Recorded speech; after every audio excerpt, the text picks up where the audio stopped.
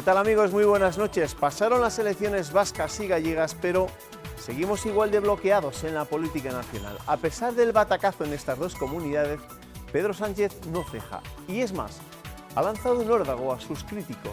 Les reta a enfrentarse en unas primarias y en un posterior congreso.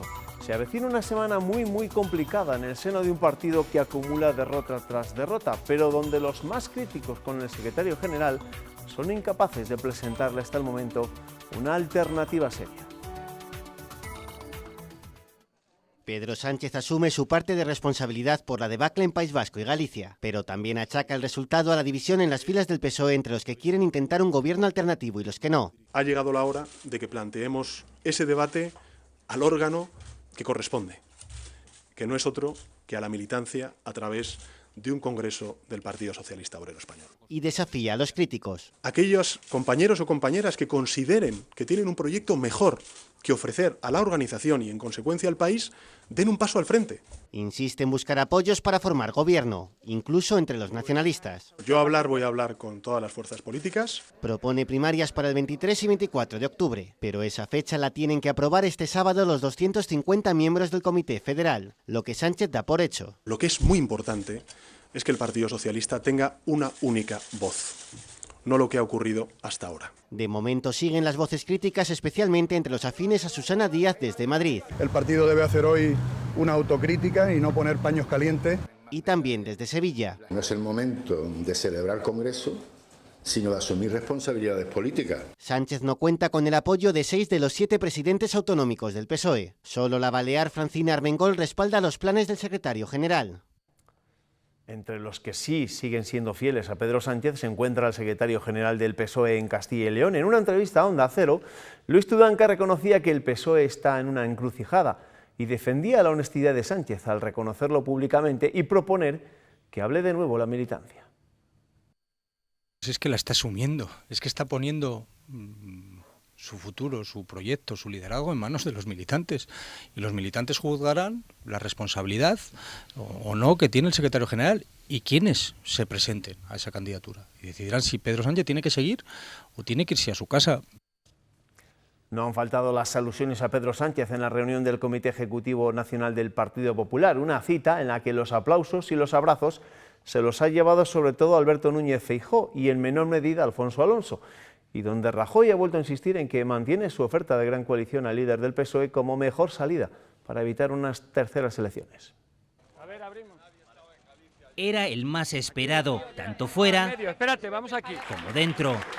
Entre aplausos han recibido en el PP a Núñez Feijóo y también a Alfonso Alonso. Herrera, uno de los pocos líderes populares que ha participado en la campaña gallega, le felicitaba así. En Génova, este lunes ha sido día de celebración. Hay una apuesta por algo de lo que pienso que está muy necesitada la política española en estos tiempos, por la estabilidad y por la moderación. La victoria de Feijóo le hace más fuerte al Partido Popular y por tanto también a Mariano Rajoy. Pero de vuelta a la realidad, ya son más de 8 meses con un gobierno en funciones y dice Rajoy: esto acabará creando problemas. Porque Son ha asegurado varios los desafíos que inquietan ahora mismo a su ejecutivo, desde el desafío independentista catalán la próxima semana a la ya segura prórroga de los presupuestos generales. Por eso, y pese a todo, sigue mirando a Pedro Sánchez. Mi interlocutor es el señor Sánchez, mientras el señor Sánchez sea el secretario general del Partido Socialista. Y por tanto, yo no voy a zascandilear, y perdón que utilice esa expresión, con nadie. Le volverá a llamar, ha dicho, aunque no sabe cuándo, y no ha sido el único mensaje al líder socialista. Tenemos lo que tenemos, ¿no? Yo creo que es una muestra más de que el señor Sánchez no está a la altura del gran partido político del que es secretario general. Cuando un partido escucha exclusivamente al núcleo dirigente y pierde la perspectiva de los votantes, al final ese partido cada día es más pequeño. La otra opción del PP, la de buscar el apoyo del PNV, parece estancada, aunque el presidente Herrera ha destacado que los dos partidos tienen mucho en común. En Podemos, hoy además de analizar los resultados de ayer, se han puesto a romper los acuerdos de investidura con los varones más críticos con Pedro Sánchez. El primero ha sido Emiliano García Paje en Castilla-La Mancha y después Guillermo Fernández Vara en Extremadura. Pablo Iglesias justificaba esa decisión y volvía a animar a Pedro Sánchez para que se atreva a pactar con él. Revela una cosa, y es que cuando se llega a un acuerdo programático con nosotros hay que respetarlo, y si no se respeta pues no hay acuerdo. Nosotros pensamos que sería razonable que en este momento el Partido Socialista reconozca que ellos solos no pueden. Lo razonable sería que nos pusiéramos de acuerdo y buscáramos los apoyos para una investidura que nos permitiera sacar a los corruptos del poder, sacar al Partido Popular del poder y a su muleta naranja. Más análisis postelectoral. El mensaje de Ciudadanos contrario a los privilegios fiscales en el País Vasco le ha salido caro al partido de Albert Rivera, que no ha sacado ningún representante allí, y el llamamiento al voto útil de Feijóo en Galicia también les ha dejado sin diputados en el Parlamento gallego. Albert Rivera reconoce que han perdido una oportunidad, pero aprovecha su valoración para volver a pedirle a Pedro Sánchez que piense más en el país. He leído algunos tuits esta mañana de algunos diputados o cargos públicos pidiendo directamente la dimisión, otros diciendo que tienen que desbloquear. Al PSOE lo único que le podemos pedir es que piense en el país y no solo en el partido, aunque respetamos sus debates internos. Estas eran las noticias, las reacciones que nos ha dejado este lunes postelectoral. Llega el momento de la valoración, llega el momento de la tertulia, y para ello me he traído a dos tertulianos que o bien han vivido en el País Vasco o bien, de hecho, son vascos de pura cepa, para que me cuenten qué es lo que ha ocurrido en el País Vasco y qué es lo que puede ocurrir a partir de ahora. José Manuel Alonso, ¿qué tal? Bienvenido, buenas noches. Buenas noches, buenas noches. Evaristo Ruiz, ¿qué tal? Bienvenido, muy buenas noches. ¿Qué tal? Buenas noches. ¿Os ha sorprendido lo que ha ocurrido en el País Vasco o os lo esperabais? A mí me ha sorprendido, ¿Sí? La campaña tan templada del PNV y los resultados que ha cosechado. Yo pensaba que se iban a radicalizar mucho más. Sí. Bueno, y a mi izquierda tengo más tertulianos, porque esta noche hemos ampliado nuestra mesa. ¿Por qué? Porque tengo uno de los tertulianos habituales de este tiempo de tertulia, seguro que lleva desde el viernes pitándole los oídos. Cecilio Olera, ¿qué tal? Bienvenido, muy buenas noches. Buenas noches. La pregunta es clara. Cecilio, ¿estuvo Susana Díaz en Castroverde de Campos cenando el pasado viernes por la noche? No. No. Es un invento que ha sacado alguien, que lo ha dado primero en una prensa provincial y después ha saltado a la prensa nacional, pero es todo incierto. Es un montaje que ha montado alguien de forma intencionada para tapar los fallos que últimamente estaba teniendo el Partido Socialista a nivel Castilla y León y a nivel nacional, pero sobre todo es que le ha venido muy bien la escandalera esta que han montado, esta noticia que han montado falsa, porque ese mismo día se había readmitido a 12 expulsados del partido, que se les expulsó del partido por el célebre caso Ponferrada, propiciado por Óscar López. Se les readmite el viernes a una carta que manda Ana Sánchez a César Luena, y sin encomendarse y sin contar con nadie, a los compañeros del acosador de Nevenka. Se les vuelve a admitir en el partido.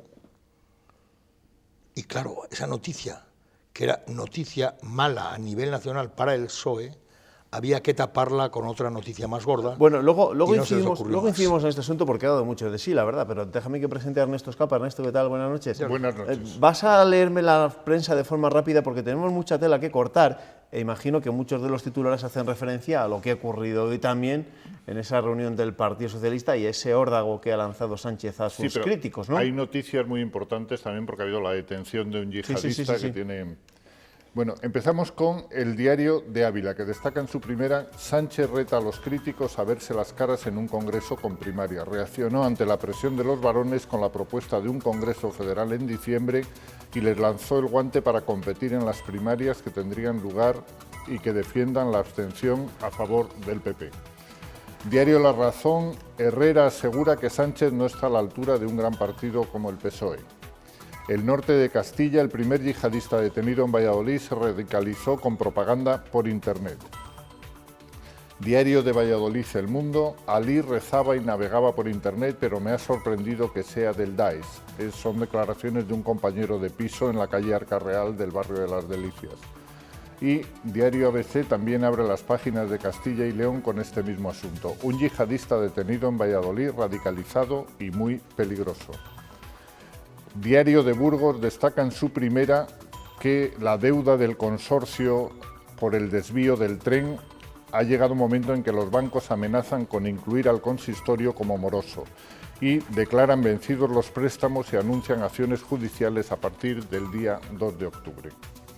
Diario de Soria: la Junta centra el plan Soria en atraer grandes empresas y Del Olmo compromete mucha dedicación a la provincia y poner todos los recursos del gobierno regional, entre ellos los programas SADE, emprendimiento y lanzadera en el proyecto.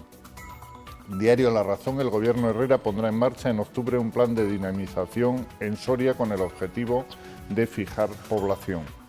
Diario de León destaca en su primera que León congelará por tercer año consecutivo los impuestos municipales porque la buena recaudación del 2016 facilita mantener la actual fiscalidad. Diario de Valladolid, El Mundo, destaca en su primera otra noticia muy curiosa. El gerente de un hotel de Tordesillas huye y deja encerrados a sus huéspedes. Y por último, la Nueva Crónica de León destaca que León recibe 26.000 visitantes más gracias a la llegada del AVE que acerca los turistas al medio millón. Esos son los titulares. Gracias, Ernesto. Tú nunca dejarías a tus huéspedes encerrados, ¿verdad? Nunca. No, nunca, jamás. Bueno, vamos a seguir indagando porque antes le he dejado con la palabra en la boca a Cecilio. Es verdad que esta noticia la adelantaba La Opinión de Zamora, aludía a algunos de los que podían estar presentes en ese, lo que denominan algunos, conciliábulo de Zamora contra Sánchez. Uno de ellos supuestamente debía ser el secretario general de los socialistas de Salamanca, Fernando Pablo, y él mismo, en un digital de Salamanca, desmiente que estuviese en ningún tipo de conciliábulo ni que estuviese participando en ninguna cena. ¿Y a ti te consta que Susana Sánchez pudo estar en Zamora el pasado viernes? Me consta que no ha estado en Zamora. No. Me consta que no ha estado en Zamora, que Susana no ha subido de Madrid para arriba ni este viernes, ni el jueves, ni el viernes, ni el sábado, ni hoy.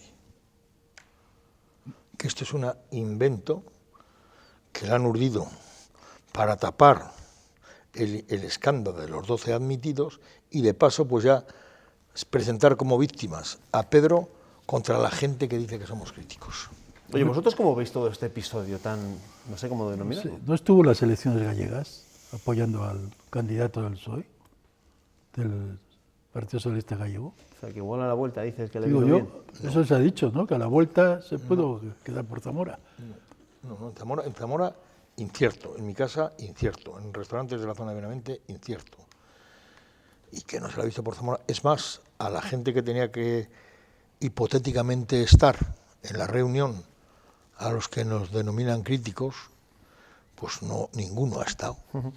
Desde el de Salamanca, Tino el de León, Villarrubia de Palencia, ninguno ha estado, ni a ninguno se han llamado. En cualquier caso, este episodio demuestra la tensión que se vive en el Partido Socialista y que seguro que se ha agravado más a raíz de la decisión de Pedro Sánchez de convocar o de intentar convocar, lo va a plantear en el Comité Federal del próximo sábado, convocar las primarias y después el Congreso.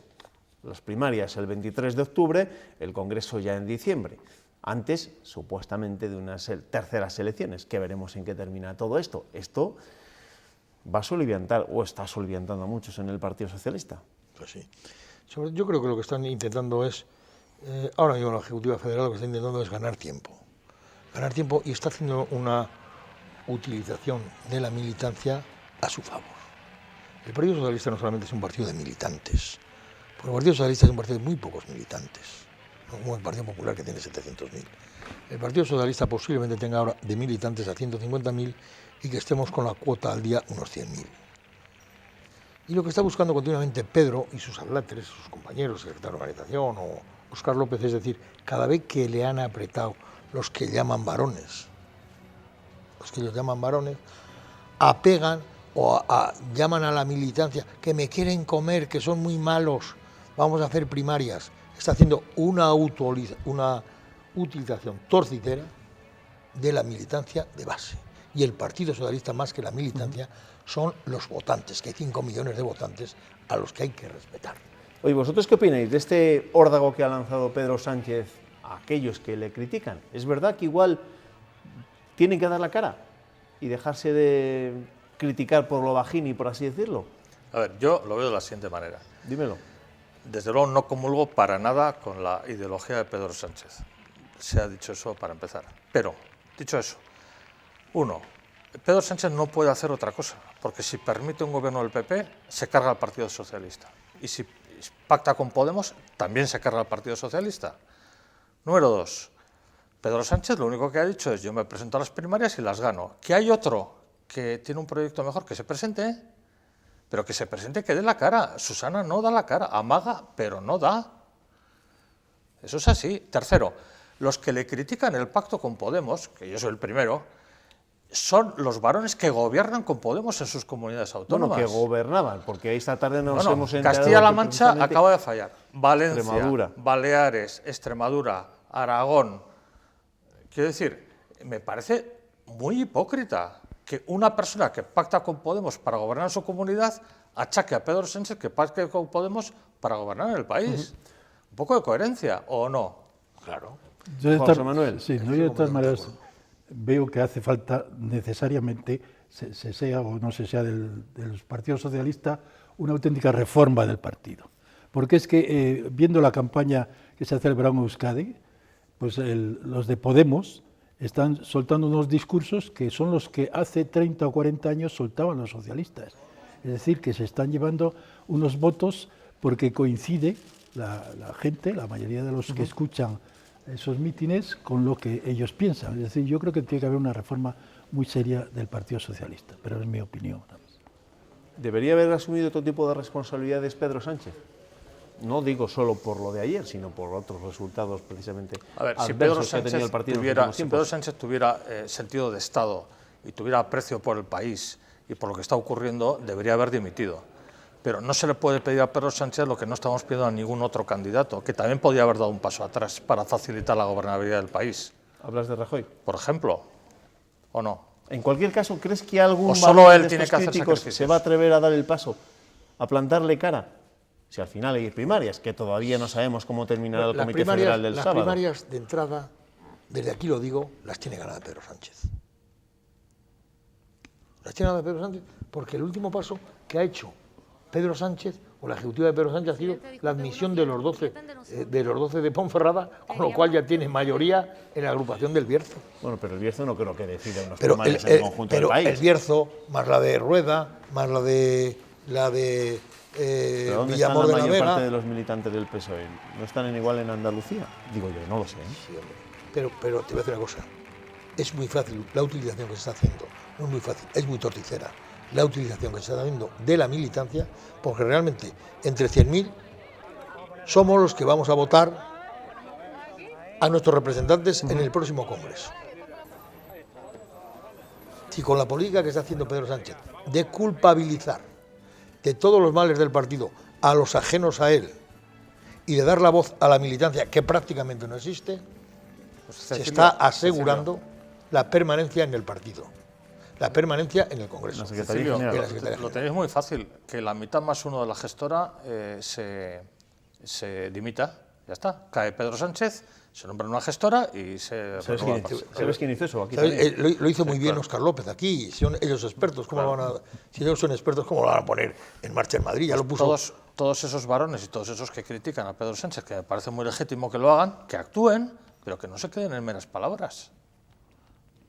Pero si es que nadie ha intentado todavía darle la cara a Pedro Sánchez. Son movimientos que se están inventando ellos. Si en Zamora no ha habido nada, si en Zamora no ha habido reunión de críticos, en Zamora es un invento. No, te estoy hablando a nivel nacional. A nivel nacional, hasta ahora, como bien se ha dicho, Susana Díaz no ha dado el paso para adelante. Pero ya ha hablado. Ha hablado. Y Paje ha hablado. Sí. Y Guillermo Fernández Vara ha hablado. Y Lambán ha hablado.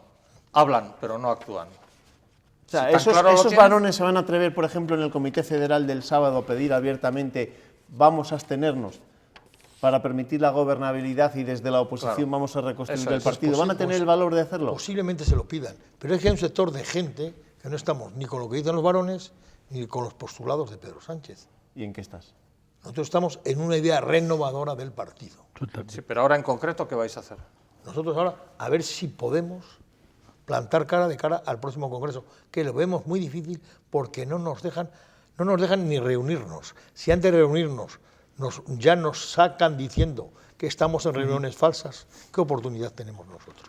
Pero ¿cómo se puede explicar, por ejemplo, que en las zonas industriales del País Vasco, las zonas industriales, o la margen izquierda de Bilbao, la margen izquierda donde todo era un frente socialista auténtico, pues ahora es que no ganan ningún sitio. A eso iba, porque esta tarde hacíamos un debate en la redacción acerca de si se pueden extrapolar los resultados en las elecciones autonómicas de ayer a unas elecciones nacionales. Y yo le recordaba a una compañera que evidentemente en el País Vasco el Partido Socialista no era un partido más. En la margen izquierda era un partido hegemónico, ha ganado elecciones, ha llegado a gobernar, aunque no ganase esas elecciones en las que llegó a gobernar, pero... Era titular, ahora se conforma con ser reserva, ahora se conforma con apoyar al PNV. ¿Eso cómo se explica en el Estarás de acuerdo País que había ciudades, solo hemos ganado en una ciudad. El Partido Socialista solo ha ganado en una ciudad del País Vasco, en Las Artes. Y tú te recuerdas perfectamente que en Baracaldo se ganaba siempre. En Sestao, en Portugalete, que era el Santurce, en Gallarta, en todos los pueblos se ganaba. Sí. Y hay una cuestión. Si llevamos perdiendo votos 3 años, ¿todavía alguien ha cogido responsabilidad del porqué? ¿Alguien ha plantado cara el por qué está pasando? A ver, yo te en el caso aventuro una opinión. Sí. Es decir, en toda Europa se está produciendo un movimiento que consiste en lo siguiente. Hay un partido sistémico, vamos a llamarle así, y el segundo partido es antisistémico. El partido sistémico puede ser de derechas o de izquierdas, pero es un partido sistémico, como puede ser el PSOE o como puede ser el PP. Y enfrente no tiene al PSOE o al PP, según quien sea, sino a un antisistema.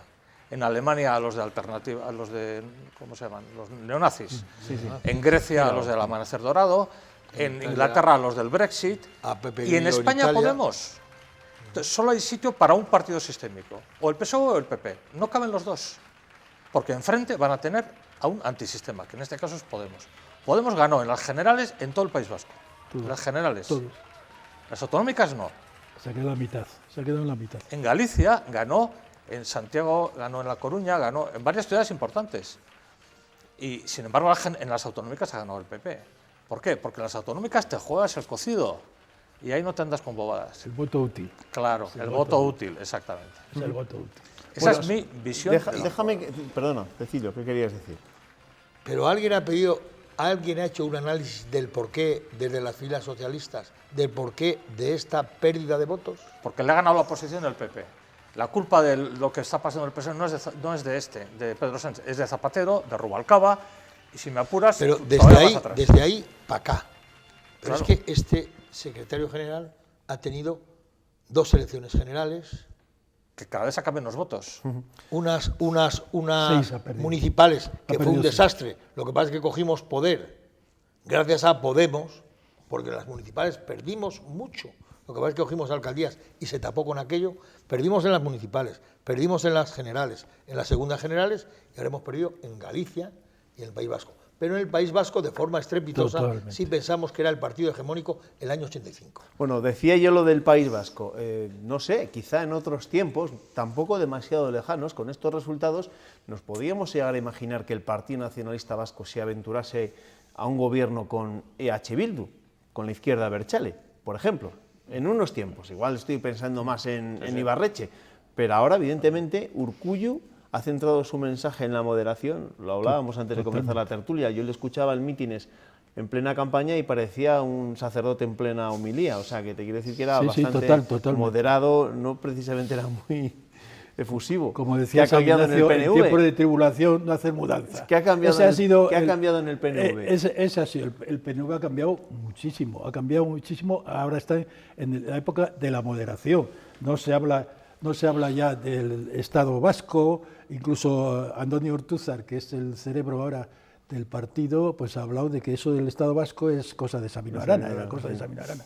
Ya se habla, incluso toda la campaña ha estado centrado en el futuro y en el ser, en el sentir de Euskadi, pero olvidándose de la zona o la defensa de la independencia o de la referéndum como los catalanes, sino más bien olvidándose absolutamente de todo. Incluso ha sido una campaña muy serena, muy tranquila, muy de eso, de la utilidad, de lo social, del trabajo, de la educación. Incluso se ha hecho algún comentario diciendo que Euskadi quiere ser como Noruega, es decir, atender a los aspectos sociales, al aspecto, a la natalidad, al futuro.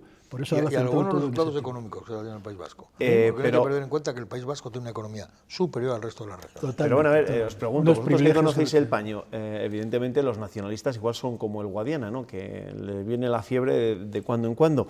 Y algunas de las cosas que decía la semana pasada Íñigo Urkullus también las llegó a decir en su día Artur Mas, aquello de que el independentismo ya está pasado de moda, ya no tiene sentido en el siglo XXI. Pero años después, caray, ¿cómo cambio de criterio y de opinión? Vamos a ver, en mi opinión. ¿Creéis que en el caso de los vascos eso no va a ocurrir? Del PNV. En mi opinión, la configuración actual del Parlamento vasco, de 75 escaños, 57 están a favor del derecho a decidir. Sí, yo lo he recordado a Otegi, eso. Son Podemos, EH Bildu y el PNV. Lo que pasa es que la gente, como dice Cecilio, vive muy bien. Y cuando vives muy bien, tienes que tener cuidado a ver qué cambias. No cambies lo que funciona, no va a ser que deje de funcionar. Entonces, los experimentos con gaseosa, que decía Eugenio Dors. Entonces, el PNV no ha dejado de aspirar a su ampliación de autogobierno y de autonomía y de tal. No son independentistas porque han prevalecido las corbatas. ¿Te acuerdas que hablé varias veces de que en el PNV había boinas y corbatas? Han prevalecido las corbatas. Urkullos de las corbatas. Entonces son más moderados, pero no por eso menos independentistas. Ojo, dadles tiempo. Lo que van a proponer ahora va a ser una reconfiguración de sus relaciones con el Estado español. Y veremos en qué términos, porque la Constitución española a la única comunidad que le atribuye derechos históricos es al País Vasco, y lo menciona expresamente en la disposición adicional primera. Lo dice. Si hay alguien que es constitucionalista en este país es el PNV, porque está en la Constitución, sus derechos históricos y forales. Y eso lo va a defender con uñas y dientes. Y Ciudadanos, que fue contra eso, no ha sacado ni medio voto. Y luego, pero las encuestas están dando, las últimas encuestas están dando que solo no llega al 20% de los vascos que quieren la independencia. Claro que no. Pero vosotros no vais al PNV desbloqueando el gobierno nacional, ¿no? Es decir, al PNV apoyando a Rajoy para tener 175 diputados votos. Porque primero, no necesita el PP para nada, en el País Vasco no lo necesita, porque con el PSOE ya suma, y sin el PSOE también gobernaría perfectamente. Y en segundo lugar, a ver, el PNV es la derecha en el País Vasco, entonces no puede pactar con el PP. Que también es la derecha. Sí, pero en el Estado español. Vamos a hablar de más asuntos porque evidentemente no nos podemos olvidar de que hubo también otras elecciones. Ernesto, te has tocado a ti, no sé si tienes ascendencia gallega o no, pero evidentemente somos del noroeste. Ha surgido una estrella, ¿no? También a ti, a los leoneses que os pilla cerca a Galicia con Feijóo. Claro, ya todo el mundo habla de un heredero de Rajoy. Sí, y hoy hemos visto ya en alguno de los periódicos de mañana, me parece que eran La Razón, ese Comité Nacional del Partido Popular en el que el presidente Herrera estaba sentado al lado de Núñez Feijóo. No solo estaba sentado al lado de Núñez Feijóo, sino que Herrera fue uno de los pocos mandatarios del Partido Popular que estuvo haciendo campaña con Feijóo. Feijóo supo elegir también a sus acompañantes, y fueron contados. Efectivamente. Herrera, Cristina Cifuentes y no me acuerdo de más. De todas maneras, las elecciones gallegas se puede reducir a una palabra que dijo Feijóo, que es el sentidiño, ¿no? O sea, que también han buscado el voto útil, el sentido común, ¿no? Pues, no sé exactamente lo que significa sentidiño, pero irá por ahí el tema, ¿no? Y lo resumió, e incluso hace años también hubo una especie de broma con Rajoy sobre el sentidiño, ¿no? Del Partido Popular. Sí, y yo creo que además las elecciones gallegas lo que sí han proyectado es una nueva figura nacional en el escenario nacional del Partido Popular. Y evidentemente, en el mensaje que se trasladó durante buena parte de la campaña en Galicia por parte de Alberto Núñez Feijóo sobre el voto útil, uno de los castigados con ese voto útil ha sido Ciudadanos en Galicia. En el País Vasco ha sido castigado por defender algo que, claro, caray, les ha mentado la bicha, decir que no estaban muy a favor del concierto. Pues evidentemente, aunque pueda sonar algo que es discriminatorio respecto al resto de autonomías, porque lo es. Lo es total. Lo es. Bueno, es que no somos todos iguales. Es que no somos todos iguales. No, sí, ya lo sé que no somos todos iguales. La mayor de las injusticias es tratar a todos por igual, aunque sea un postulado del PSOE. Pero quizá a las horas de, no sé... No, es decir, hay unos derechos históricos de la política que hay fiscal. Que respetar. Entonces, otra cosa es que negocies el cupo, que puede ser mayor o menor o tal. pero los derechos adquiridos, Ya. el único que los conculcó fue Franco, que declaró provincias traidoras a Guipúzcoa y a Vizcaya. Pero esos fueros vienen de Felipe V, o sea, tú eso no te lo puedes cargar así como así. Derechos carlistas, pero Claro. la campaña del PNV esta vez ha sido liberal, no carlista. Que no te gustan, pues. Y yo quería apuntar una Pues cosa vete a vivir al sobre País las Vasco. selecciones gallegas. Las selecciones gallegas quería también apuntar una cosa. Núñez Feijóo ha estado solito. Núñez Feijóo, ahora os voy a preguntar, ¿quién era el candidato del PSOE? Leiceaga. Leiceaga. Tal Leiceaga, de ¿Y origen quién era ese vasco, señor hace un mes? ¿Perdón? ¿Quién era ese señor hace 2 meses? ¿Quién Nadie, es? nadie. No lo conoce Nadie. Hay que tener en cuenta que la figura más Pero importante que tiene Cecilio, el Partido es que el Socialista... anterior tuvo que dimitir por corrupción. Pero entre el corrupto y Leiceaga había un candidato que llevaba ya unos días y que vísperas de las elecciones se lo carga de un plumazo contra el criterio del alcalde más importante que tenemos en la región, Abel Caballero. Bueno, hemos Se lo empezado cargó a la hablar Ejecutiva Federal. Empezamos hablando de la tertulia del PSOE y Cecilio se ha empeñado en que la terminemos también hablando del Partido Socialista. No tenemos tiempo para más. Es que me Tenemos duele seguir con mucho el más PSOE historias. y la situación en que está en mi país. Tenemos que seguir hablando de más asuntos porque de la situación que se vive en el PSOE, ya les digo yo que vamos a hablar y mucho durante las próximas semanas. Vete a saber si también incluso meses. Gracias, José Manuel. Nada. Gracias, Evaristo. Nos vemos, ¿eh? Cecilio, como veo una foto de Susana Díaz por Zamora, te llamo el día siguiente. Yo, si veo una foto, Ernesto, dimito de alcalde, cosa que no ha hecho con la pérdida de votos. está grabado. Pedro Sánchez. Ernesto, mañana te veo, ¿eh? Hasta mañana. Hasta mañana. Nosotros nos vamos ahora un momento a la publicidad, pero después tenemos que seguir. Vamos a hablar con sindicatos, con representantes sindicales, porque esta semana la UCI cerrará sus puertas el próximo viernes si un milagro no lo remedia. Hasta ahora.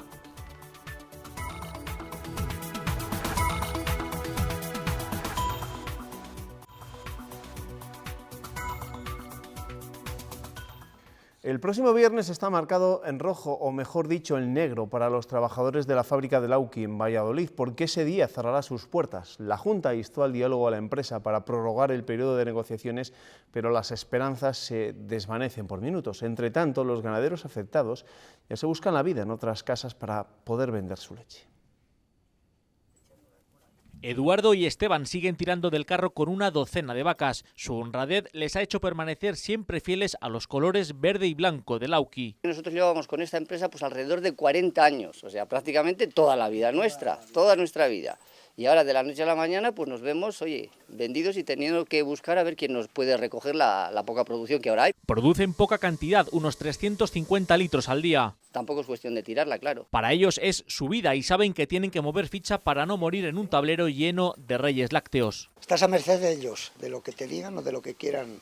Eso. Llegan a boxes de otro equipo diferente. Ahora tienen que buscarse las habichuelas en la cooperativa de Tierra de Campos, en Medina de Río Seco. Lauki o Lactalis, que es donde estamos entregando la leche, nos ha dicho que miremos a ver quién nos la puede recoger porque ellos van a reestructurar las rutas y que a partir del 30, cuando cierren Lauki, pues les cae muy mal cogérnosla. Les da pereza y lástima acudir a un nuevo comprador, pero no queda otra. El moverte de tu casa y tantos años con la otra, pues es muy lamentable tener que venir, pero... Quizás con el cambio tengan hasta suerte. Aquí cobrarían 28 o 29 céntimos el litro de leche, 2 o 3 más que con Lactalis. Casi tienen ya el sí del próximo aliado y en 5 días puede que firmen su nuevo contrato. Más crudo que el futuro de estos ganaderos puede estar el futuro de los trabajadores de la factoría de Lauki en Valladolid. Vamos a hablar hoy en el tiempo de entrevista con sus representantes, con los representantes de los sindicatos. Vicente Andrés, representante de Acción Sindical de Comisiones Obreras. ¿Qué tal? Bienvenido, buenas noches. Hola, buenas noches. Raúl Sonteufemio, secretario de Acción Sindical de UGT. ¿Qué tal? Bienvenido, buenas noches. Buenas noches. Bueno, a día de hoy, lunes 26 de septiembre, ¿cuál es la situación de la empresa cuando estamos a días de que definitivamente cierre sus puertas?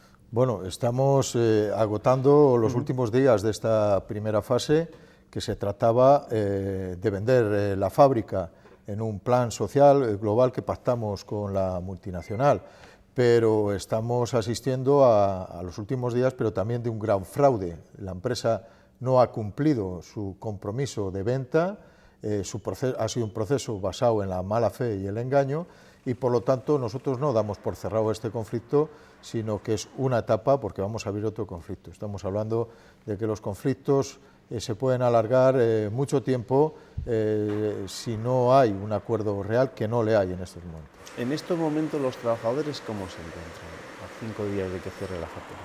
Sí, como tal, en esta semana fatídica, a punto de acabar el acuerdo social, como se aprobó hace 4 meses, tanto por el comité como el movimiento asambleario, la mañana de hoy era el último día de recogida de leche. En la mañana del 27, martes 27, es el último día de envase de leche dentro de la factoría. Veremos a ver en cuánto prolonga Lactalis dentro de Valladolid ese envase de leche, y como tal también mañana tienen el comité de empresa reunión con la dirección. Y veremos a ver en contacto directo, como estamos los últimos meses con ellos, que nos pueden informar de ese último contacto dentro de la empresa. El jueves 29, nosotros como organizaciones dentro de la Fundación Anclaje, junto a CECALE y la propia Junta de Castilla y León, veremos a ver cómo entre todos hacemos un último reintento, una última reconstrucción de lo que va a suceder o lo que está sucediendo en esta última semana, de contactos de la consejería como contactos nuestros con la parte del comité. Y como tal también nos informa el comité de empresa que el lunes 3 de octubre sería el día fatídico en el cual la empresa juntaría al 100% de la plantilla para explicarles al final los pasos que han dado, pues los 54 personas recolocadas, los 19 indemnizaciones y los 11 prejubilados, que es lo que al final han marcado voluntariamente el acuerdo social. ¿Como sindicatos tenéis alguna esperanza en esa reunión del jueves de la Fundación Anclaje?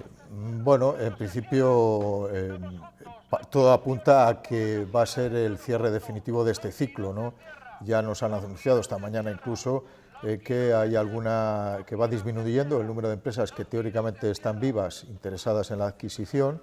Por lo tanto, nosotros no tenemos puesta ninguna esperanza porque sabemos que ha sido un fraude. Lo que vamos a hacer es iniciar el nuevo proceso. Nosotros tenemos márgenes legales suficientes y tiempo suficiente para actuar. Hay que tener en cuenta que el procedimiento legal para denunciar el incumplimiento de este acuerdo, que es la venta de la fábrica, en primer lugar, hay un año de margen. Por lo tanto, nosotros vamos a explorar las vías de negociación que pueda haber en estos próximos días, y si vemos que realmente el fraude se mantiene en cuanto a que no quieren vender, recurriremos a los tribunales. Los trabajadores ya estarán desplazados, aquellos que hayan optado por el desplazamiento, y los despedidos estarán despedidos, pero una sentencia favorable posiblemente retrotraería sus derechos a la fecha de 30 de septiembre, ¿no? Habláis de acudir a los tribunales porque entendéis que Lactalis está incumpliendo sus compromisos pactados en el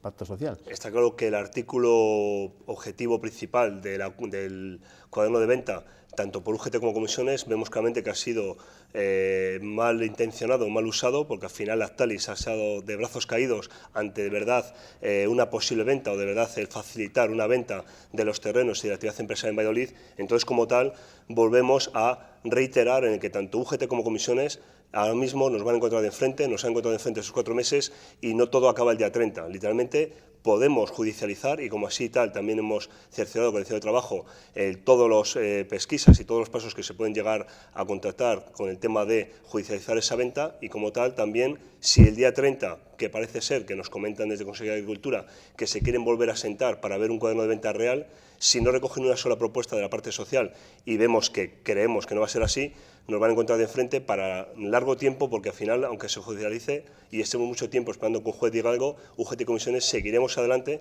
porque también estamos tocando el tema de Europa. En Europa nos dicen la semana pasada que sí que han aceptado en la comisión de preguntas nuestra denuncia, sí que están pidiendo y solicitando tanto a las organizaciones como a la Consejería de Agricultura que constatemos con documentos y para mucho más peso esa denuncia, y como tal, tanto en Europa como aquí en Valladolid, seguiremos adelante ante la no venta que ha querido hacer la UCI en los terrenos de Valladolid. Claro, esto es importante, ¿no?, la postura que mantenga Europa, porque evidentemente la empresa también ha recibido fondos europeos que serían para reindustrializar, para invertir, no para deslocalizar, ni muchísimo menos, y esto tendrá que tener algún tipo de repercusión. Ha habido un uso fraudulento de los fondos europeos. Se han utilizado fondos europeos para mejorar tecnológicamente unas fábricas en detrimento de otros, y con eso es con lo que se establece el cierre. Hay que tener en cuenta que Valladolid es una empresa en beneficios, y lo que hace es cerrar su producción, trasladar la marca, se llevan la marca a unos centros productivos donde han obtenido ayudas europeas. Por lo tanto, estamos ante una perversión de los fondos europeos. Eso es lo que está en estos momentos encima de la mesa. También decir que se vaya a cerrar el día 30 la fábrica, No quiere decir que insistimos en que el conflicto haya terminado, porque además del jurídico aquí se han dado cuestiones, puertas norma, lo conocemos, la fábrica estaba cerrada, los trabajadores despedidos, estuvimos en los tribunales, estuvimos en Bruselas, la fábrica se ha reabierto y sigue funcionando y en estos momentos tiene 250 trabajadores. Es decir, que hay antecedentes donde a pesar de estar cerrada la fábrica se puede volver a reabrir y esa es en la que estamos. Como digo, tenemos el instrumento jurídico que es un conflicto colectivo donde claramente está demostrado, tenemos documentación que acredita que el proceso de venta era mentira, que era un fraude, que no han querido vender. Tenemos testimonios de empresarios que así lo van a corroborar cuando llegue el momento. Por lo tanto, ¿cuáles pueden ser las consecuencias de una sentencia favorable a lo que nosotros reclamamos? Pues es que obligue a la empresa a poner la fábrica a la venta, porque lo que no se puede hacer es poner a la venta una fábrica con 4 veces superior a su precio ordinario. Eso efectivamente no han cumplido y estamos dispuestos a pelear hasta el final porque estas multinacionales tienen que respetar los acuerdos y tienen que respetar las tradiciones de nuestra comunidad, porque aquí en Castilla y León tenemos una forma de hacer las cosas y es que si una multinacional quiere marcharse, buscar una solución para que se marchen, pero que dejen a inversores locales poder continuar con su actividad. Y nosotros tenemos una propuesta que hemos defendido los sindicatos de un inversor local que, haciendo productos lácteos y otros productos no lácteos, multiplicaría por 2 la plantilla y multiplicaría por 3 la leche que se recogería para hacer mantequilla, porque la mantequilla requiere mucha. Por lo tanto, tenemos alternativas, tenemos tradición de resolver las cosas, que es un gana-gana, ellos se van, consiguen lo que quieren y nosotros también que retener el empleo y retener la industria. En esa lucha por mantener abierta la factoría de Lauki en Valladolid no están solo los trabajadores y los sindicatos también, y lo veíamos la semana pasada, todos los grupos políticos de las Cortes firmaban un manifiesto reclamando la continuidad de la planta en Valladolid, pero claro, en cierto modo debe generar bastante frustración, ¿no?, cuando se ve que multinacionales como Lactalis, pues no es que no tengan corazón, es que ni corazón ni nada, ¿no? La mayor frustración, y sobre todo desde los últimos años que tenemos en la lucha sindical, y como tal está siendo un ejemplo, la lucha sindical de la ciudad, de la autonomía y de todos los agentes que estamos involucrados con el tema de la defensa de Lauki, es al final la reforma laboral. La reforma laboral, anteriormente a ella como tal, siempre la autoridad laboral era la que al final sí que registraba o daba de paso un ERE. Después de la reforma laboral, aun sin acuerdo de los trabajadores, después de 30 días, Lactalis podría, y ha podido como tal, tener un acuerdo social, pero si los trabajadores no tuviesen acuerdo con ellos, sí que podría haber registrado Lactalis el ERE como tal, sin ninguna autoridad ni de consenso con los trabajadores ni con la propia autoridad laboral. A la vez también, y es como hemos estado tratando la semana pasada, el cómo meter mano, y esa es la frase, con el tema de judicializar el tema de la venta, o cómo podemos dar pasos de judicialización. Literalmente, la autoridad laboral, antes de la reforma laboral, también podía paralizar o suspender el ERE y, por ejemplo, en caso de Lauki, al detectar un abuso de poder y de no haber hecho de verdad una voluntad de venta, podía haber paralizado el expediente de regulación y, como tal, haber paralizado en bloque totalmente la autoridad laboral. Después de esta reforma laboral, ahora solo está en manos de un juez. O sea, la reforma laboral limita a la autoridad laboral a hacer advertencias o recomendar. Entonces, a día de hoy, solo, y como tal es la palabra, nosotros tenemos en mano nuestra el judicializar. La reforma laboral lo que hace es atar de pies en manos a esa autoridad, a esa dirección de trabajo en la que, como tal nos informaba, si se mete de lleno, pararía tanto el acuerdo social como el ERE. Entonces, la reforma laboral es una de las máximas culpables de esta deslocalización que estamos teniendo ya no solo con Lauki como muchas empresas de los últimos años. Entonces, ¿qué tipo de normas? Porque claro, la deslocalización no es algo novedoso, también ha habido deslocalizaciones de otras empresas en épocas, por ejemplo, bollantes de la economía, ¿no?, cuando igual había otro tipo de reformas, pero ¿cómo se pueden evitar estas deslocalizaciones? Bueno, estamos en una economía de libre mercado, perdón, una economía de libre mercado donde las empresas efectivamente toman sus decisiones sin tener en cuenta a los estados, a las comunidades autónomas y a los comités de empresa. A partir de ahí solo es cuestión de dinero, ¿no? Es verdad que las reformas laborales que han hecho los distintos gobiernos del Partido Socialista y el Partido Popular han facilitado a las empresas estas deslocalizaciones y por lo tanto los trabajadores estamos más desprotegidos. Pero ante eso no tenemos siempre esa poción mágica que Castilla y León hemos estado trabajando, que es, como decía antes, una solución a nuestro estilo, el estilo de Castilla y León, que vivimos con Fontaneda, que todos recordarán, sí, sí, o recientemente con antibióticos también, ¿no? Por lo tanto, las deslocalizaciones se pueden parar, las reformas laborales no nos han ayudado nada, pero todavía tenemos recorrido y hay campo de trabajo. Estamos muy enfadados, pero tenemos cauces legales para defenderlo y lo haremos. Esta semana veremos cómo termina definitivamente el conflicto de la UQI. Suerte, por supuesto, a los trabajadores y a los sindicatos en esta lucha por conseguir que, si no sigue abierta, pero al menos que la Thalys acepte vender la empresa, la planta, a otra compañía. Gracias, Vicente. Gracias, Raúl. Muchas gracias a vosotros. Gracias a los dos. Buenas noches. Nosotros nos tenemos que marchar. Ya saben que a partir de mañana, y nos lo han comentado los dos sindicatos, habrá novedades en torno a este asunto, porque mañana es el último día que se envasa leche en la planta de la UQI en Valladolid. Recuerden, desde las 7:30 más noticias con María Ramos. Nosotros volvemos al filo de la medianoche. Hasta mañana. Que descansen.